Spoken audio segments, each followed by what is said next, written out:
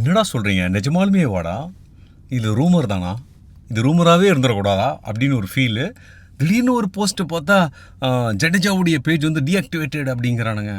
இன்னொரு பக்கம் பார்த்தா சஞ்சு சாம்சனை வாங்குறதுக்காக நம்ம ஜடேஜாவை கொடுக்க போகிறாங்களாமா. ஒரு காலத்தில் ஜடேஜா ஐபிஎல் ஆரம்பிக்கும் போது அங்கே தான் ஆரம்பித்தார், ஆர்ஆரில் தான். அதுக்கப்புறம் சிஎஸ்கேக்கு வந்தார். ஆனால் சிஎஸ்கேல் வந்து ஒரு ஃபேமிலி மெம்பர்மா, எமோஷன்மா. 2023 அந்த கடைசி 2 பாலில் 10 ரன் அடிக்கிறோம் குஜராத் டைட்டன்ஸ் கூட. ஒரு 6 ஒரு 4 அடிச்சு முடிச்சு அந்த கடைசி 2 பாலும் தோனி மேட்சே பார்க்க மாட்டார், கண்ணை மூடிட்டு ப்ரே பண்ணிட்டு இருப்பார். அந்த நேரத்தில் ஜட்டு மேட்சை வின் பண்ணி கொடுத்து என்ன ஒரு கம்பேக் கொடுத்து நம்ம டைட்டில் வின் பண்ண வச்சு, அப்படிப்பட்ட ஒரு சிங்கத்தை கொண்டு போய் ட்ரேட் பண்ணுறங்கிறீங்களாடா டேய். ஐபிஎல் பணம் பண்ணுறதுக்காக பண்ணுற விஷயம் தான். நிறைய அதில் கோடிக்கணக்கில் சம்பாதிக்கிறாங்க அந்த ஃப்ரான்ச்சைஸ் ஓனர்ஸ் எல்லாம், அதெல்லாம் ஓகேம்மா. பட் அதெல்லாம் தாண்டி அது எமோஷ்னலி கனெக்டட் ஒரு விஷயங்க. மாஞ்சா துணி, விசில் போடு, தலை, தோனி, நம்பர் 7 அந்த சேப்பாக் ஸ்டேடியத்தில் அவர் இறங்கினோடனே நடக்கக்கூடிய அந்த வைப்பு, அந்த மாதிரி தாங்க ஜட்டு.